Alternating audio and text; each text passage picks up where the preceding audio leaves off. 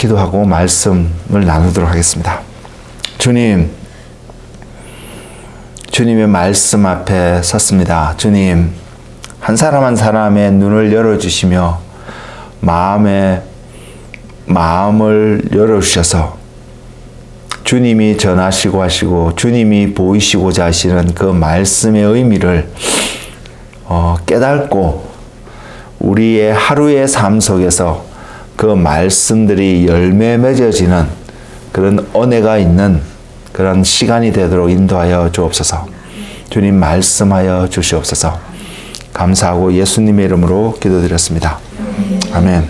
여러분 성경을 갖고 계시면 사도행전 4장 11절과 12절입니다.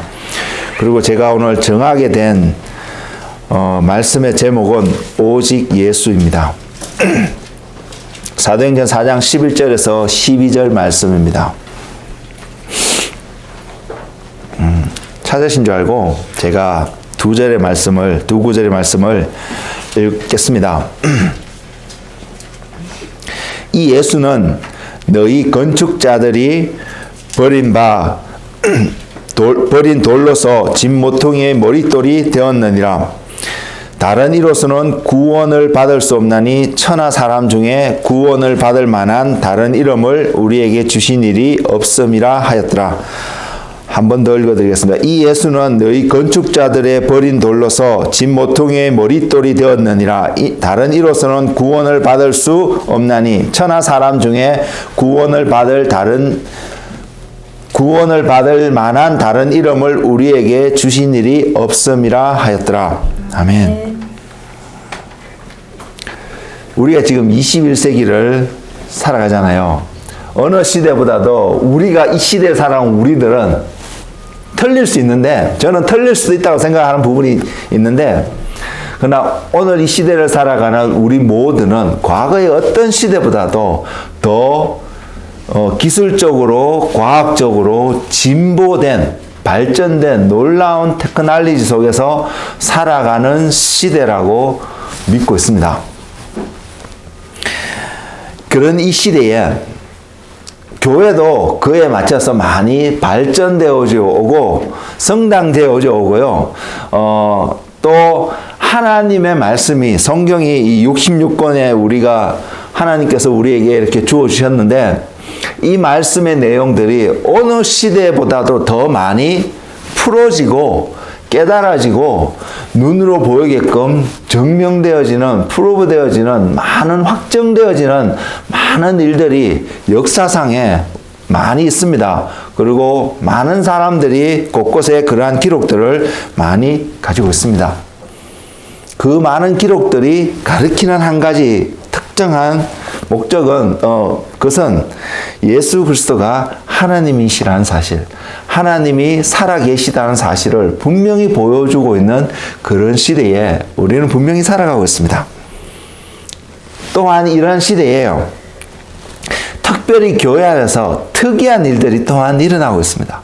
한편에는 하나님이 살아계시고 하나님이심이 증거되는 수많은 일들이 일어나고 있음에도 불구하고 또 교회 안에서 특이한 일들이 좀 일어나고 있는데요. 그 특이한 일들을 가만히 살펴보면 왜 하나님께서 오늘 우리가 지금 본문으로 삼고 있는 마태복음이 아니죠. 사도행전 4장 11절과 12절 말씀을 우리가 오늘 본문으로 삼고 하나님이 무엇을 전하고자 하신가 살펴보려고 하는데 이 말씀과 굉장히 밀접한 관계가 있다라는 것을 우리는 깨달을 수 있습니다.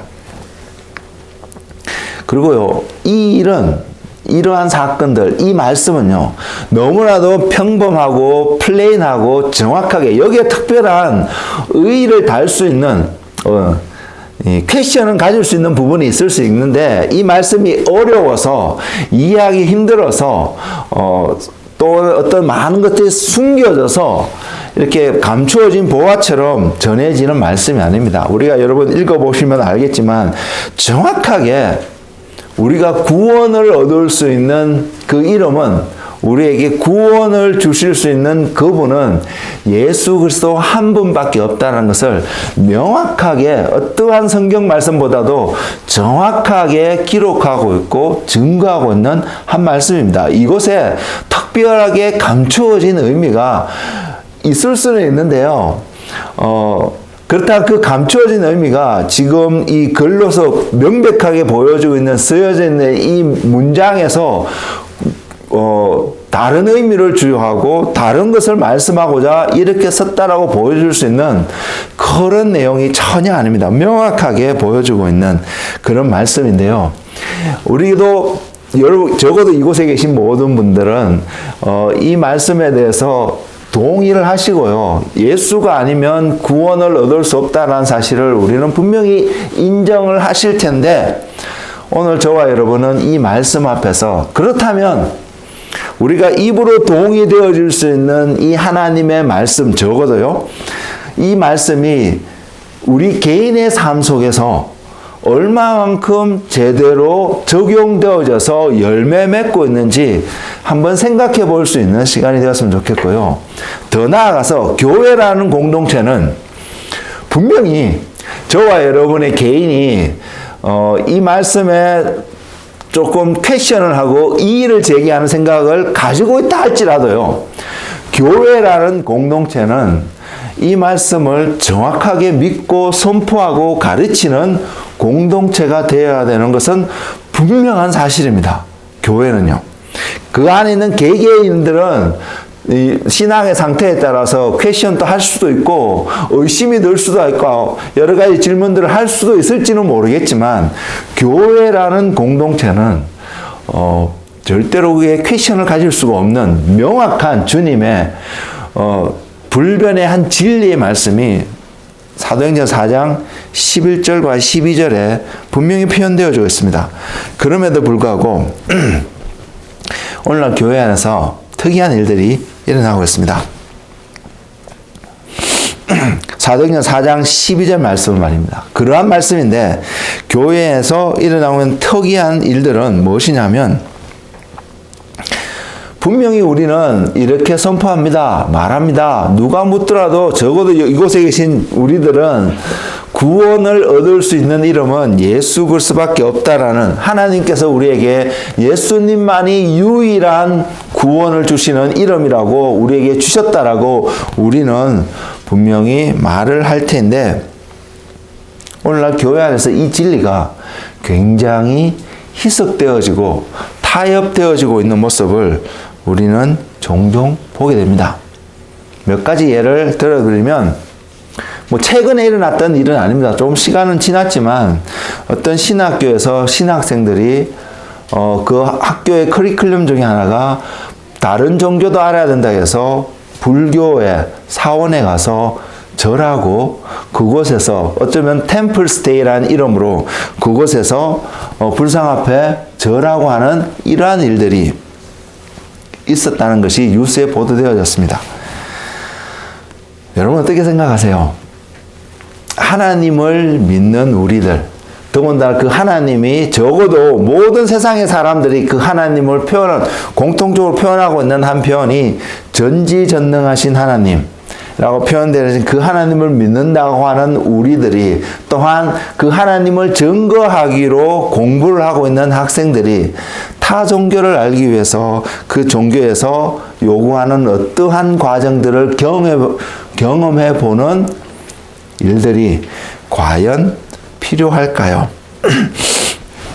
그리고요, 심지어는 지금 또 이 몇몇 사람들에서 계속 여러분 유튜브를 찾아보시면 이에 관련된 이야기가 얼마든지 나오고 듣고 있을 수 있는데요. 그 중에 하나가 무엇이냐면 WCC라는 단체입니다. 그 이름은 World Council of Churches라는 이름으로 조직된 단체인데 이 단체의 원래의 모습은 기독교 단체입니다. 어쨌든 겉으로 드러난 단체는 기독교 단체입니다. 그럼에도 불구하고 이 단체가 공개적으로 무엇을 이야기하고 있냐면 예수 그리스도가 아닌 타 종교에서도 다른 사람의 이름으로도 구원을 얻을 수 있는 것들에 대해서 부인하지도 않고요. 물론 드러내놓고 막 이 권장하고 이렇게 하진 않지만 그것을 인정하고 받아들이고 있는 것을 단체가 공개적으로 어나운스하고 발표하고 이렇게 했습니다. 과연 이 단체가 기독교 단체라고 말할 수 있을까요? 분명히 그들의 폼은, 겉으로 드러난 모습은 그렇게 형성된 단체이고, 그 내용을 가만히 시작했던 내용들을 살펴보면 굉장히 선하게 보이는 모습임에도 불구하고, 예수 그리스도 외에 다른 종교에서도 구원을 얻을 수 있다라고 표현을 하며 종교다원주의라는 어떻게 보면 이 신학적인 용어를 받아들이며 이야기하고 있는 그러한 단체가 또한 있습니다. 교회의 이름으로요. 또 한 가지만 더 말씀드리면 미국의 보수 교단이라고 말할 수 있는 어떤 교단들에서는 이제 이 말씀이, 하나님의 말씀이 지금 우리가 살아가는 시대, 테크놀로지가 발전되어지고 문화가 막 발전되어지고 개방되어지고 오픈되어지는 이런 시대 속에 조금 맞지 않는 것 같으니까 말씀이 수정돼야 된다고 생각하면서 말씀을 수정하려고 하는, 바꾸려고 하는 그런 움직임들도 일어나고 있고요. 그 움직임의 그런 무브먼트라고 표현할 수 있을까요? 그러한 것들의 한 일편으로 이 동성애를 하는 사람을 목사 안수를 주는 이러한 사건들도 분명히 지금 일어나고 있습니다. 굉장히 이슈가 되고 있는 사건이긴 합니다만 어쨌든 우리 삶 속에서 분명히 일어나고 있는 일들인데 이런 일들은 하나님의 말씀과 너무나도 명백하게 지금 유배되고 against 되고 있음에도 불구하고요. 시대가 변했고 많은 사람들을 수용할 수 있다는 사람을 위한 어떠한 이유로 이것들을 변경시키려고 하고 받아들이려고 하고 타협하려고 하는 모임들이 교회 안에서 얼마든지 일어나고 있음을 우리는 보게 됩니다. 그래서 누구든지 이런 표현입니다. 누구든지 선한 일을 하면 어떠한 종교에 소속되어 있더라도 구원을 얻을 수 있다라고 하는 등의 이야기들이 분명히 나타나고 있다는 사실입니다. 개인적으로요, 정말로 그럴 수 있으면 좋겠습니다. 그래서 모두가 다 천국이라는 그곳에 가서 행복하게 다 살 수 있으면 너무나도 좋겠습니다. 근데 하나님의 말씀은요, 전혀 그것을 이야기하고 있지 않습니다. 오늘 본문의 말씀을 통해서 우리가 그렇게 표현하고 있는, 그렇게 이야기하고 있지 않은 모든 종교를 통해서 또는 선한 일을 하면 구원을 얻을 수 있다는 것을 하나님의 말씀이 전혀 서포트하고 있지 않고 심지어는 완전히 반대되는 어떤 그런 표현을 하고 있는 하나님의 말씀 앞에 우리는 섰다는 사실입니다. 동일한 내용이 이 말씀이 처음으로 선포되어질, 적어도 지금부터 한 2000년쯤에 이 말씀이 선포되어졌는데요. 그때도 동일한 생각이 이스라엘 백성들 가운데 있었음을 잠시 엿볼 수 있습니다. 이스라엘 백성들이 누군지 성경적으로 좀 접근해 보면요. 그들은요, 자타가, 지금도 마찬가지지만, 과거에서도 우리는 하나님의 선택된 백성이다. 하나님께서 우리를 선택했고 그 선택했다는 의미는 하나님께서 우리에게 구원을 약속했고 구원을 주실 거라고, 자기들은 구원을 얻을 수 있을 거라고 확신하고 있던 한 민족이었고요. 그리고 하나님께서 적어도 우리들에게 하나님을 섬기는 삶이 어떤 삶인지를 보이기 위해서 하나님의 말씀을 알려주셨고 그 말씀을 지키고 있다고 자부심을 갖고 있던 민족이 이스라엘 민족이라는 사실입니다. 물론 그리고 그 당시에 그들의 리더들이 되는 서기관과 바리새인들, 제사장들이요, 그들의 시기함 때문에 예수 그리스도를 죽이게 되긴 하였지만 또한 예수님을 죽일 수밖에 없은 그들 나름의 이유는, 변명은 뭐냐면 예수님이 신성모독을 하고 하나님께 거역되어지는 어떤 행위들을 한다라는 표면적인 그들의 관점과 그들의 해석으로 예수님을 십자가에 죽이기까지 했던 민족입니다. 누구보다도 열심을 따지면 하나님을 열심히 믿는다고 생각했던 그런 민족이고요. 누구보다도 자기들을 구원할, 적어도 자기의 민족을 구원할 메시아를 주님이 오시기 이전에도 기다렸고요. 주님이 이 땅에서 육신을 입고 살아가시던 그 33년의 기간 동안에도 그들은 여전히 그것을 기다리며 살았고요. 주님이, 우리는 지금 예수님이 메시아인 걸 알고 부활하시고 성천하셔서 다시 오실 예수님을 기다리고 있는 사람들인데, 여전히 많은 이스라엘 민족들은 유대에 있는 이스라엘 사람들은 처음으로 오실 그 메시아를 여전히 기다리고 있습니다. 그 모든 것을 고려해서 볼 때에 우리는 이런 질문을 한번 던져볼 수 있습니다. 그들의 삶 속에서, 역사 속에서 나타난 것들을 고려해 보면서 과연 그들은 정말로 하나님의 선택된 민족으로서 하나님의 말씀을 맡아서 온전히 하나님의 말씀을 지키며 살아가는 사람이라고 표현할 수 있을까요? 라고 말입니다.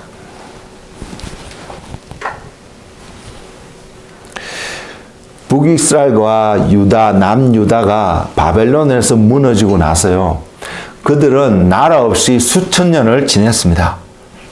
그러다가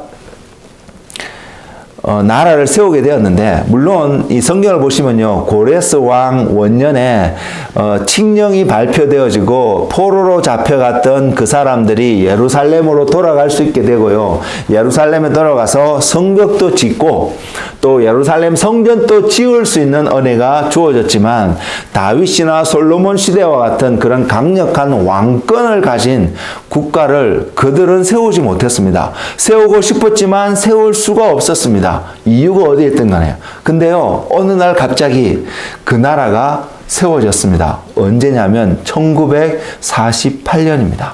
6월 달로 기억을 하고 있는데, 그에 세워졌습니다. 그것이 세워진 것이 그 나라가, 그 민족이 하나님의 말씀을 잘 지키고 잘 순종했기 때문에 세워졌다고 저는 생각하지 않습니다.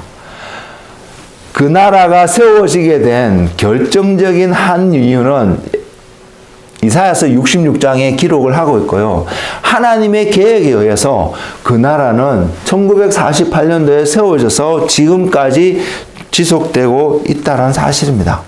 그들의 어떠함이 그 나라가 세워질 수 있는 이유가 되지 않았음을 저는 분명히 볼 수 있습니다. 오늘날에 많은 사람들, 이스라엘에 있는 많은 사람들이 예수님이 메시아구나, 그리고 예수님께로 돌아가는 일들이 정말로 많이 일어나고 있습니다.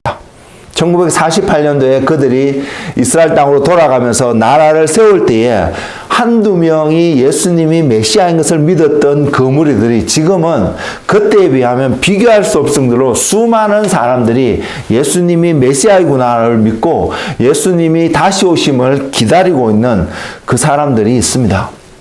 그런 것을 보면서 주님이 정말로 다시 오실 때가 가까이 다가오고 있음을 우리는 확인할 수 있습니다. 그럼에도 불구하고 여전히 또한 많은 한 무리들은 그 예수님을 믿지 못하고 여전히 처음으로 오실 메시아를 기다리고 있는 무리들도 있습니다. 그 모습을 보면서 우리는 생각해 보아야 합니다.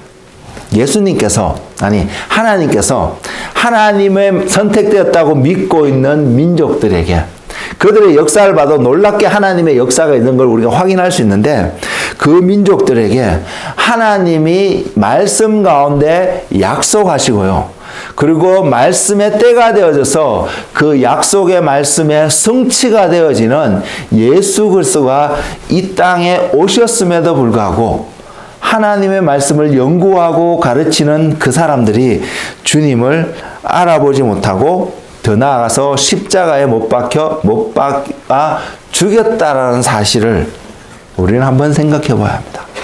그것을 바라볼 때 지금 오늘 본문 말씀에서 표현하고 있는 건축자의 버린 돌, 하나님이 예수 그리스도가 메시아다고, 예수 그리스도가 너희를 죄에서 구원할 유일한 사람이라고 분명히 약속하고 그리고 놀라운 초자연적인 기적들이 예수님 당시에 예수님이 걸어가실 때, 이 땅에서 걸어가실 때 많이 일어났거든요. 보여주었거든요. 그럼에도 불구하고 그 민족이 예수님을 버렸다는 사실입니다. 하나님이 말씀하셨음에도 불구하고 하나님의 말씀을 버린 결과가 그리스도께서 십자가에 죽으셔야 했던 사실로 분명히 우리는 확인할 수 있다는 사실입니다. 다음 기회에 왜 예수님께서 십자가에 죽어야 되는지 또 한번 나눌 수 있기를 원하는데요. 어쨌든 건축자의 버린 돌이라는 표현에 걸맞도록 예수님은 철저하게 외면당하고 버림을 입었습니다. 건축자라는 표현, 그 말이 어떤 의미냐 하면 전문가라는 말입니다. 어디에? 건물을 짓는 데였어요. 집을 짓고 빌딩을 세고 도로를 건설하고 하는 이런 것에 전문가라는 의미를 담고 있습니다. 누구보다도 잘 알고 있다는 것을 말하고 있습니다. 그래서 이스라엘 백성 조금 더 내로다운해서 보면 서기관과 제사장들, 바리새인들, 사두개인들 이런 당시의 종교 리더들은 누구보다도 하나님의 말씀을 잘 알고 있다고 말하고 있는 그룹에도 불구하고 하나님이 말씀하시고 약속하시고 그래서 때가 돼서 보내신 예수 그리스도를 그들이 앞장서서 무리들을 선동하고 해서 주님을 버리게 되는 사건이 십자가 사건이라는 사실입니다.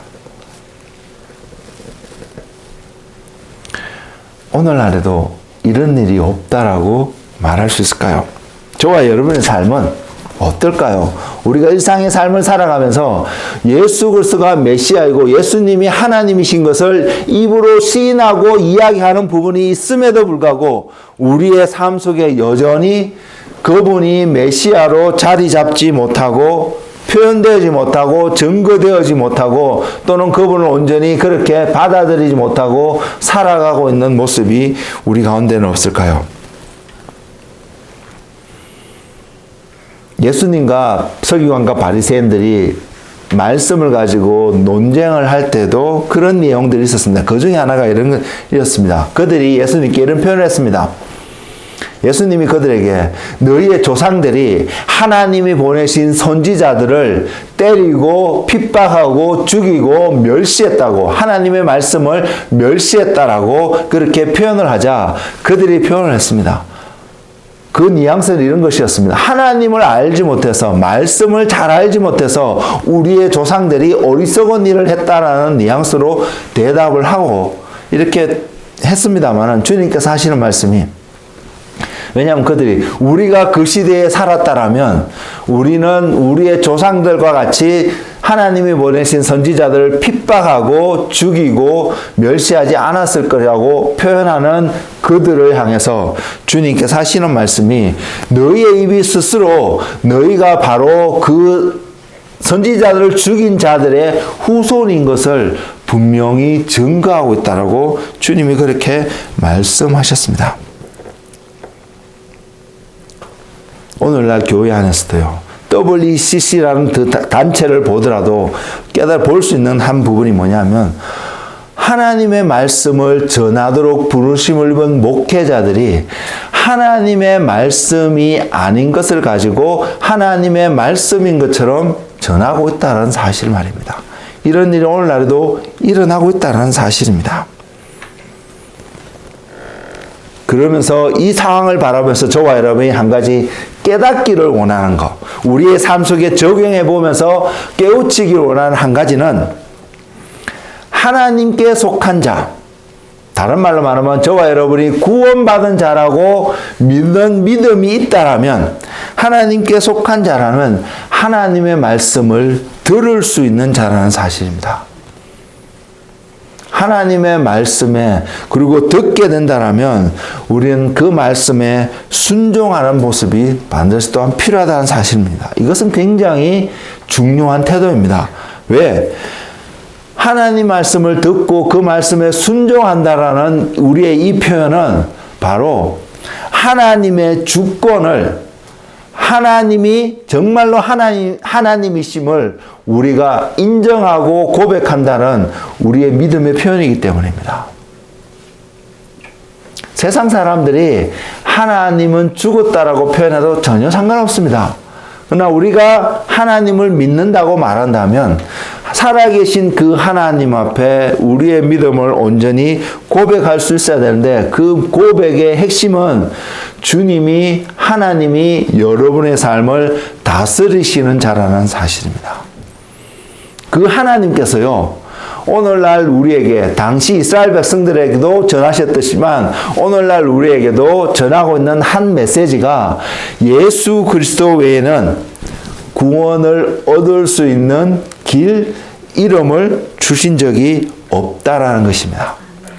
우리가 말씀을 보면서요, 우리가 그 말씀을 어떻게 해석하고 그 말씀을 우리 삶 속에 어떻게 적용하는지 그거는 중요하지 않습니다. 여러분의 생각이, 저의 생각이 중요하지 않고 하나님의 생각이 이렇게 이야기하고 있고요. 근데 저와 여러분이 우리의 삶을 봤는데 좀 내 삶이 그러지 않은 것 같고, 또는 한편으로는 정말 하나님이 이럴까? 내가 받아들이기 힘들다라고 느껴진다 할지라도요, 그것까지는 좋습니다.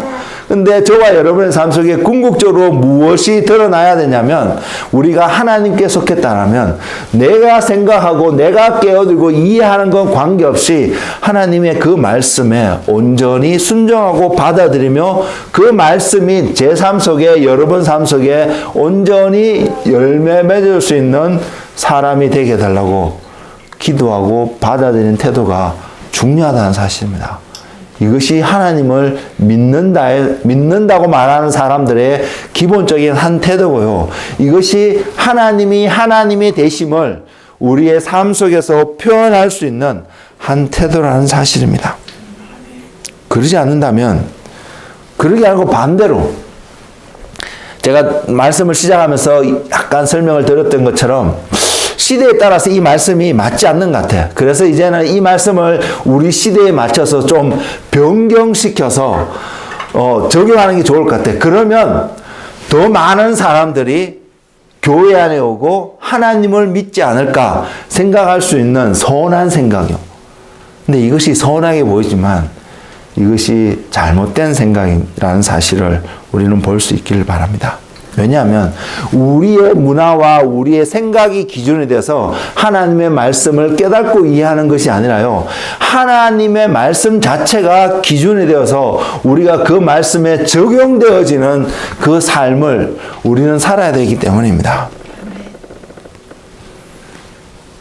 이 일이 어떤 일이냐면, 시대에 맞춰서 말씀을 해석하려고 하고 적용하려고 하고 변경시키려고 하는 일이 예수님 오셨을 당시에도 있었다는 사실입니다. 그러니까 하나님께서 베드로 사도의 입을 통해서 분명하게 선언하는 것이 메시아는 예수 그리스도라는 사실입니다. 사도 바울이 사울이었을 때에 이 주장에, 이 가르침에 그에 갖고 있는 모든 지식을 동원해서 볼 때 동의할 수 없어서 예수 믿는 자를 찾아서 죽이기까지 했던 사람입니다. 근데 물론 하나님의 은혜였고요, 그의 눈을 가리고 있던 비늘이 벗겨지고 나니까 예수 그리스도가 정말로 메시아였구나를 보게 되면서 그의 삶은 반대로 바뀌게 되었습니다. 예수님이 메시아인 것을 전하기 위해서 자신의 목숨까지도 내어놓을 수 있는 바로 그 사람으로 바뀌었다는 사실입니다. 하나님이 우리의 삶에 맞추셔서 나타나시는 이런 모습이 아니라 우리의 생각과 우리의 문화와 우리의 관습과 우리의 모든 것들이 하나님의 말씀에 맞춰져 가는 삶을 살아야 된다는 것을 성경은 분명히 보여주고 있습니다. 그것이 세상에서 구별되어지는 것이고요, 어떤 의미에서는 세상에서 등지는 것이고요, 세상 가운데 살아가고 있지만 세상의 영향 아래서 사는 것이 아니라 하나님의 말씀으로 살아가는 삶이라는 것을 말하고 있습니다. 그래서 이 말씀을 통해서 우리가 한 두 가지 것을 제가 여러분 앞에 스테이먼트로 드리기를 원하는데요. 첫째는요, 구원은 하나님께 속한 것이라는 사실입니다. 이것은 굉장히 심플한데 굉장히 중요합니다. 왜냐하면 구원이 하나님께 속한 것이 아니라 다른 모든 종교에도 있다고 인정되어지면 구원은 더 이상 하나님의 속한 것이 아니라 다른 종교에서도 구원을 얻을 수 있는 일이 생기는 것이거든요. 예를 들어서 이 표현을 예를 들어서 보면 불교에서 표현하고 있는 것처럼 많은 어떤 선한 일을 하고 고행을 쌓으면 극락에 갈 수 있다라고 믿고 그래서 극락이라는 곳에 간다라면 그 극락이 구원의 불교의 입장에서는 구원의 한 장소인데 그러면 그래서 갈 수 있다면 하나님과 관계없는 곳이 되는 것이잖아요. 하나님과 전혀 관계가 없습니다. 근데 과연 그렇게 해서 갈 수 있으면 다행인데 전혀 그렇지 않다는 사실입니다. 그리고요, 이것을 주장한 석가모니의 그 말이 정말로 사실이라면요, 석가모니 그분은 예수님이 이 땅에 오시기 전보다도 이전에 존재한 사람이거든요.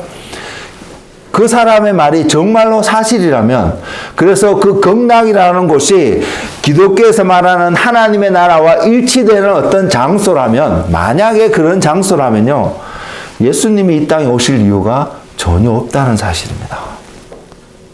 예.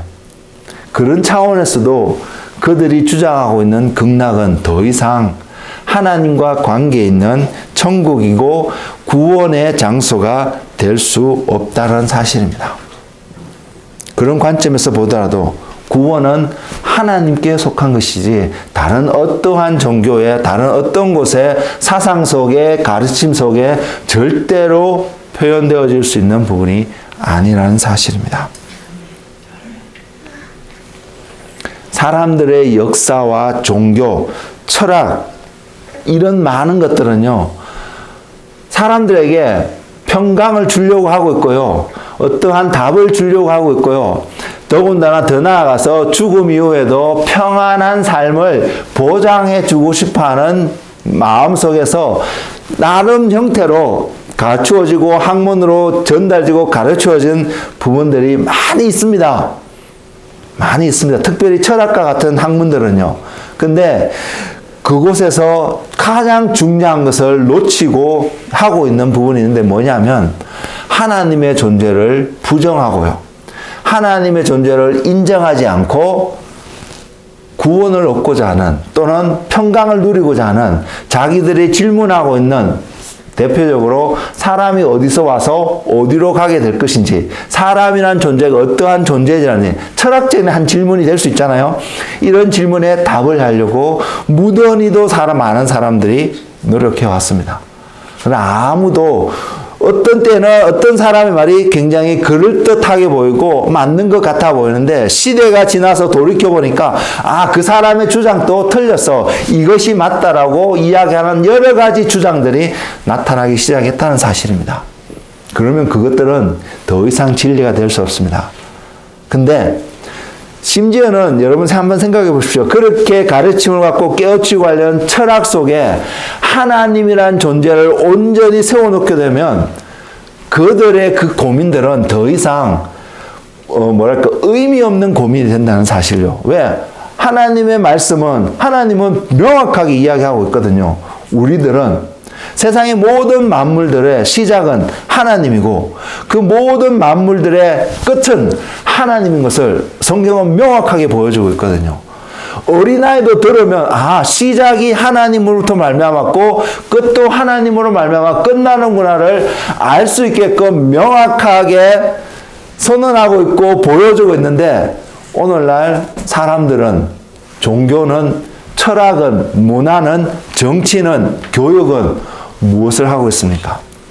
모든 것을 다 억셉트하고 받아들이고 프로모트하려고 하는 모습이 있다 할지라도 오직 한 가지 하나님만큼은 할 수만 있으면 배제하려고 지워버리려고 노력하고 있는 것이 오늘날 우리가 속한 21세기라고 말하는 어느 시대보다도 과학과 철학과 모든 학문적인 영역 속에서 발전되어졌다고 표현되어지고 믿고 있는 이 시대 속에서 하고 있는 하나의 운동입니다.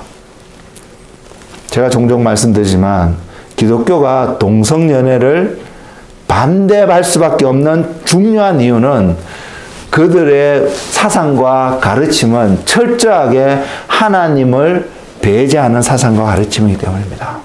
그래서 우리는 그 사상을, 가르침을, 그들의 어떤 삶의 스타일을 절대로 받아들일 수 없다는 사실입니다.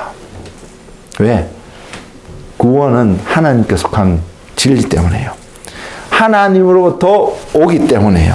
하나님의 말씀이 그것을 아니라고 이야기하고 있기 때문에요. 그러면 저와 여러분이 구원을 얻는 자리에 가고 싶다라면, 그죠? 우리뿐만 아니라 세상의 모든 사람들이 정말로 이 땅에서도 어떤 평안을 누릴 수 있고요. 죽었어도 영원한 생명을 누리며 평강을 얻을 수 있는 자리에 가고 싶다면 어디에 가서 어떤 행위를 하나 해야 되냐면 하나님 앞에 가서 하나님이 구원의 길이 무엇이라고 말씀하시는지를 들어야 된다는 사실입니다. 여러분, 그것이 싫다라면 여러분 더 이상 이곳에 오실 이유도 없고요.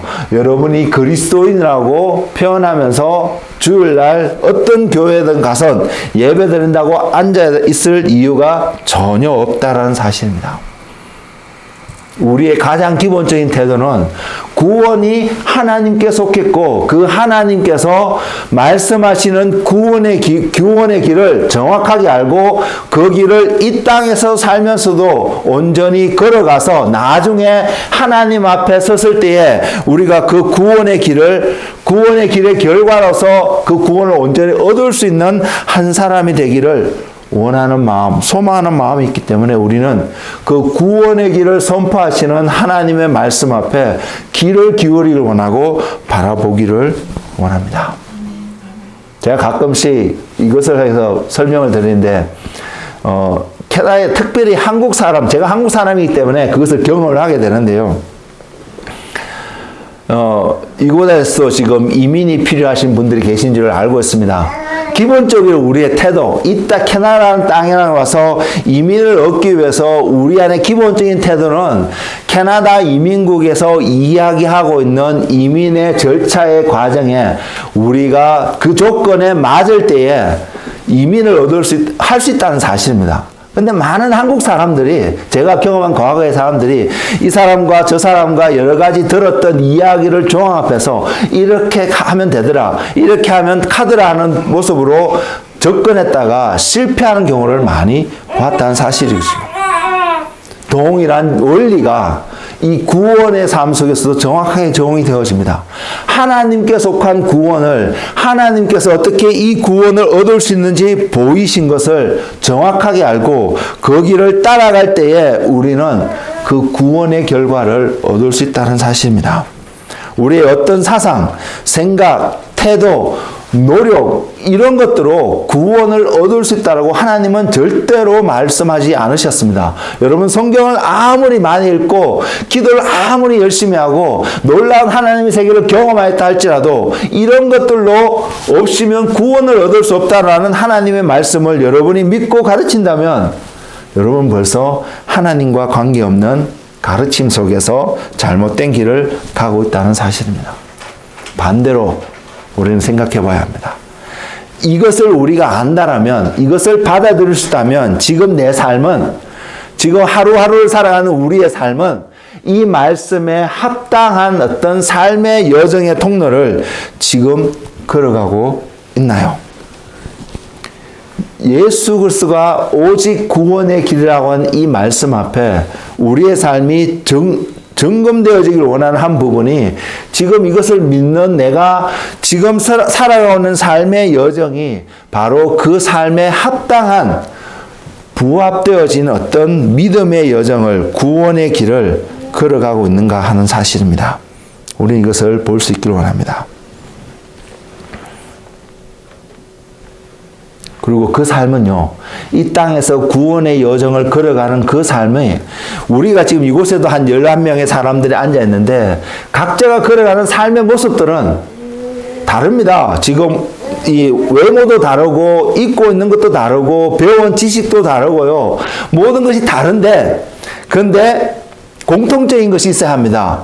제가 오늘 말씀을 전하면서 찬양을 인도하시는 두 분들을 통해서 또한 제가 전한 메시지를 통해서 뭔가 하나님이 함께하고 있다는 것이 있는 것 같다라고 이런 표현을 말씀을 드렸는데 바로 그와 같은 공통점, 그래서 그것을 오늘 말씀 속에서 제가 표현을 드린다면 여러분이 구원의 여정을 가는 그 길은 하나님을, 그 삶은 주님을 아는 삶이고요. 또한 주님께서 여러분을 알 수밖에 없는 삶의 어떤 모습이라는 것입니다. 그 삶이 여러분 삶 속에서 열매 맺고 있는 그 은혜가 있기를 원합니다. 그러면 질문해 보기를 원합니다. 여러분은 성경을 읽고 기도를 하고 예배에 참석하기 때문에 내가 주님을 아는 삶 가운데 있다고 여러분은 표현할 수 있는데 저도 마찬가지고요. 그렇다면 이런 질문을 해봐야 합니다. 이런 삶을 살아가고 있는 나를 주님은 과연 아실까? 주님은 과연 나를 아실까? 성경은 그것을 증명하고 있거든요. 내가 주님의 이름으로 귀신도 쫓고 병자도 고치고 이런 많은 일들을 하였는데 주님께서 내가 너를 도무지 모른다라고 표현되어진 말씀이 성경에 있거든요. 그런 케이스가 있다는 사실이거든요. 그래서 우리의 삶은 그런 케이스 속에 놓여 있지 않은지 우리는 살펴볼 필요가 있다는 것을 여러분들에게 말씀드리는 것입니다. 그래서 이것은 일방적으로 내가 이렇게 하기 때문에 하나님을 믿는 주님을 아는 삶이라고 증명되어지고 표현되어지는 것이 아니라 우리가 그렇게 함과 동시에 하나님이 또한 우리에게 확정시켜주는 삶의 모습들이 분명히 있습니다. 그래서 우리의 삶을 통해서 그것이 강하게 드러나면 드러날수록 어떤 것이 하나님이 우리가 구원받은 자의 삶을 그 길을 걸어가고 있다는 것을 강하게 드러나는 한 길이 우리의 삶 속에 예수 그리스도가 하나님이 드러나는 어떤 형태의 삶을 말입니다. 그리고 그 삶은 내 삶이 주님이 주인이고 주님이 왕이신 것을 분명히 증거하고 표현하는 삶일 것입니다. 우리가 무엇을 하든 간에요. 그 모든 것이 하나님의 말씀에 부합되고 하나님의 뜻에 순종되어지는 어떤 삶이면 너무나 좋겠습니다. 그러나 우리가 육신 가운데 이 세상에서 살아가기 때문에 이 세상에 있는 모든 일은 이렇게 말씀드릴 수 있습니다. 세상에 있는 모든 일들은 하나님 말씀에 부합되도록 순종하도록 그 일들이 진행되어 가는 것이 아니라 할 수만 있으면 하나님의 뜻에 against 되도록 그 모든 일들은 진행되어져 가고 있기 때문입니다. 그리고 그러한 흐름 속에서 저와 여러분이 살아가고 있으면서 우리는 발견되지는 뭐냐면 내 삶이 하나님 말씀에 합당한 삶인가를 확인받고 싶어 한다는 사실입니다. 그러니까 큰 흐름은, 세상의 모든 흐름은 우리가 살아가고자 하고 소망하는 삶과 반대되는 흐름이기 때문에 거기서요, 우리가 조금만 힘쓰지 않으면, 조금만 정신 차리지 않으면 얼마든지 세상의 흐름에 휩쓸려 갈 수 있다는 사실요. 믿음 생활하는 것 같고 신앙 생활하는 것 같고 내가 믿는 것 같은데 하나님을 아는 것 같은데 깨닫지 못하는 사이에 세상의 흐름 속에서 흘러 떠내려가고 있는 우리의 모습이 될 수 있다는 사실, 이것을 여러분들이 기억했으면 좋겠습니다. 그렇게 기억이 되어진다면 그러면 그것을 발견할 때에 우리는 돌이킬 수 있기 때문입니다. 하나님께서 저와 여러분을 돌이킬 수 있도록 인도하실 것을 알기 때문입니다. 그때에 돌이키는 사람들, 휩쓸려 내려가는 경우들도 얼마든지 발생할 수는 있겠지만 그것이 중요한 것이 아니라 휩쓸려 내려가고 있을 때에 돌이킬 수 있는 한 사람이 되어질 때에 우리는 여전히 구원의 여정을 걸어가고 있는 한 사람이 될 것이며 우리의 삶이 하나님을 알고 하나님께서 우리를 아는 삶의 한 모습인 이라는 것을 저는 분명히 말씀드릴 수 있습니다. 하나님의 말씀이 약속하고 있기 때문입니다. 주님께서요, 마지막 시대의 한 특징을 이야기하시는데 이런 말씀을 하셨습니다. 그것을 이렇게 풀어서 설명하면 이 시대에 예수 그리스도가 메시아라고 하나님의 아들이라고 이야기하면서 그분에서 떨어질 수 있는, 멀어질 수 있는 어떤 가르침을 가르치는 가르침들이 있다는 사실입니다. WCC가 행하고 있는 어떤 한 모습이 저는 그런 가르침이라고 생각합니다. 예수 그리스도가 구원을 주시는 분이라고 이야기도 하면서 다른 곳에서도 구원을 얻을 수 있다고 말을 한다라면 우리들은 단순하게 생각할 수 있습니다. 이 길 통해서도 구원을 얻을 수 있고 저 길 통해서도 구원을 얻을 수 있다면 내가 굳이 이 길을 가야 될 이유는 없지 않는가, 이런 생각을 말입니다. 그런데 오늘 본문의 말씀은 정확하게 여러분이 말하고 있습니다. A도 되고 B도 되는 것이 아니라 하나님께로 나아가고 구원을 얻는 길은 The Way로 표현되어진 그 길은 예수 그리스도밖에 없다라는 사실 말입니다. 그리고요, 히브리서 13장 6절인가요? 거기서 분명히 표현하고 있거든요. 그 말씀이 뭐냐면 예수 그리스도는 어제나 오늘이나 영원토록 동일하시다고요. 이 말은 무엇이냐면 과거에나 현재나 앞으로 우리가 살아가야 될 어떤 미래의 그 순간에도 하나님의 말씀은 변하지 않고 정확하게 일치하고 동일하다는 것을 선언하고 있는 하나님의 메시지입니다.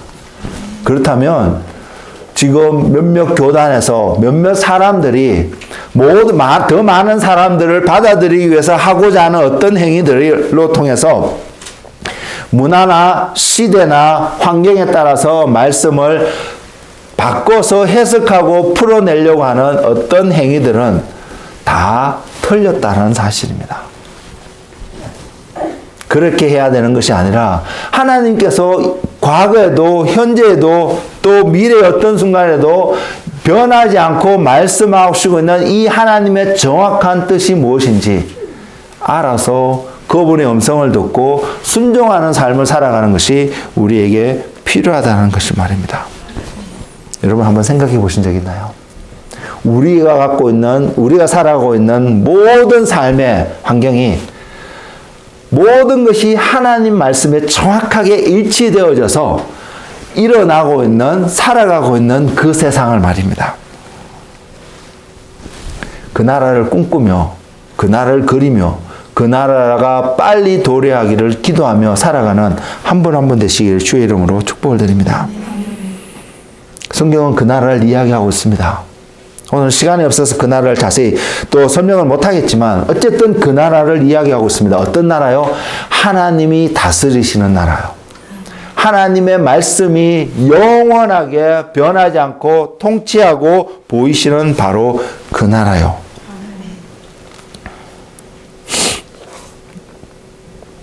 우리의 생각 속에요, 우리의 삶 속에 이 영원하신 하나님의 말씀이 온전히 자리 잡고 다스리고 이끌어가고 있는 것을 우리가 보지 못하면 우리는 어떠한 사람이 될 수 있냐면 예수님이 오셨을 때에 예수님을 대했던, 또 더 나아가서 예수님을 죽일 수밖에 없었던 그 이스라엘 백성들과 같은, 서기관과 제사장들과 같은 삶의 태도를 우리도 여전히 가질 수 있다는 사실 말입니다.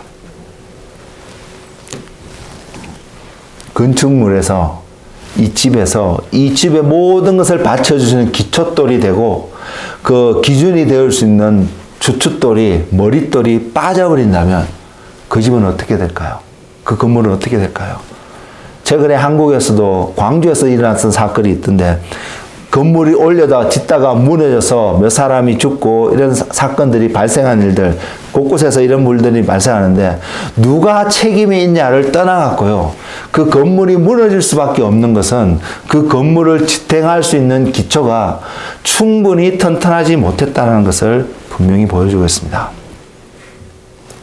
역사를 통해서요, 우리의 문화를 통해서요, 우리가 인류의 삶을 통해서 확인하는 것은 인류가 진리라고 믿어왔고 맞는 말이라고 믿어왔던 철학이나 어떤 그 많은 가르침들이 시대에 따라서 변해져 왔다는 사실요. 근데 하나님 말씀은 변하지 않는다는 사실. 그럼 저와 여러분의 삶이 어느 곳에 세워져 있을 때에, 우리의 모든 환경이나 문화들이 어느 곳에 세워져 있을 때에 그것들이 무너지지 않고 온전히 유지할 수 있을까요? 영원한 것은 바로 하나님 말씀밖에 없다는 것입니다. 그 하나님의 말씀, 영원하신 하나님의 말씀 가운데 우리의 삶이 세워져 있으면 우리의 삶은 어떠한 결과를 얻게 되면 영원한 삶이라는 결과를 얻을 수밖에 없다는 사실을 우리는 분명히 경험할 수 있습니다. 여러분, 바로 그 영원하신 변하지 않으시는 하나님의 말씀 위에 여러분의 삶이 지금 세워져 가고 있나요? 예수님을 믿는 삶은 바로 이 영원하신 말씀 위에 우리의 삶이 세워져 가는 것입니다. 교회 안에 와서 말씀을 듣고 찬양하고 예배하는 것만이 예수님을 믿는 말씀이 아니라는 것입니다. 우리의 삶과 생각이 영원하신 이 하나님의 말씀 위에 세워져 가는 삶을 살아갈 때에 저와 여러분은 구원의 길에 들어서서 구원의 길을 가는 사람이라고, 그리고 그 길의 여정의 끝에서 구원을 온전히 얻을 수 있는 사람이라고 분명히 말씀드릴 수 있습니다. 그래서 저는 여러분에게, 하나님 오늘 또 우리에게 이 메시지를 전하고 있다고 믿습니다. 어떤 메시지? 오직 예수 그리스도를 통하여서 우리는 구원의 자리에 영원히 흔들리지 않고 무너지지 않을 수 있는 바로 그 자리에 저와 여러분이 들어가고 설 수 있다는 사실 말입니다. 우리 앞에 다양한 길이 놓여 있습니다. 그 다양한 길이 우리의 선택에 따라서 여러 가지 모습을 갈 수 있습니다. 근데 그것을 가는 여러분의 기초가 예수 그리스도를 통하여서 예수 그리스도의 말씀에 근거해서 놓여있는 다양한 길들을 선택하고 가서 하나님의 선하심을 다양한 모습으로 드러낼 수 있는 한 사람이 되기를 원합니다. 기초가 다양한 어떤 기초로 그런 길로 걸어가는 것이 아니라 기초는 하나인데 그 길을 걸어가는 우리의 삶의 모습은 다양하게 드러나서 하나님의 아름다움을 증거할 수 있는 그러한 삶의 모습이 되기를 주님의 이름으로 축복을 드립니다. 이러한 삶이 되는 은혜의 삶이 되기를 소망합니다. 그 길은 분명히 세상과 구별되어진 거리고요. 세상을 향해서 저와 여러분은 우리 각자는 조금 다른 모습의 어떤 믿음의 길을 걸어가고 있는데 세상을 향해서는 우리가 한 목소리를 낼 것입니다. 무엇이냐면 예수 그리스도만이 우리에게 영원한 생명을 주는 유일한 길이라는 것을요. 세상에 있는 다른 종교나 가르침 속에, 철학 속에는 그러한 구원을 줄 수 있는 길이 없고 오직 그리스도를 위해서 그리스도만이 우리에게 그 생명을 주고 있으며 우리가 가는 그 길의 여정은 바로 이 예수 그리스도를 얻기 위해서 저와 여러분이 오늘 또 하나님의 음성에 귀를 기울이고 하나님 앞에 주님은 나의 왕이십니다. 주님은 나의 메시아이십니다. 제가 오늘 또 하나님의 말씀에 순종하면서 하나님과 동행하는 삶을 살겠습니다라고 고백하며 주님이 여러분 앞에 놓여진 믿음의 길을 온전히 걸어가시는 한 분 한 분 되시기를 주의 이름으로 축복을 드립니다. 그래서 만물을 지탱하시고 만물을 충만케 하시는 예수 그리스도의 충만이 여러분의 다양한 삶의 모습 속에서 주님의 영광을 드러내는 아름다운 통로가 되기를 주님의 이름으로 축복을 드립니다. 기도하겠습니다. 주님, 오늘 우리에게 주시는 주님의 말씀이 이것을 이야기하고 있음을 봅니다. 바로 예수님만이 유일한 구원의 길이고 구원이 하나님께 속했으며 하나님께서 보이신 길이 예수 그리스도인 것을 말입니다. 그래서 우리의 삶이 바로 이 기초돌 되시는 머릿돌 되시는 예수 그리스도로 온전히 놓여져 있는 삶이 되기를 소망하며 오늘 또 영원히 변하지 않는 하나님의 말씀이 육신이 되어 우리 가운데 찾아오시고 이제는 부활하셔서 하나님 우편에 앉아 계시는 예수 그리스도와 온전히 동행하며 살아가는 한 사람의 삶이 되기를 소망합니다.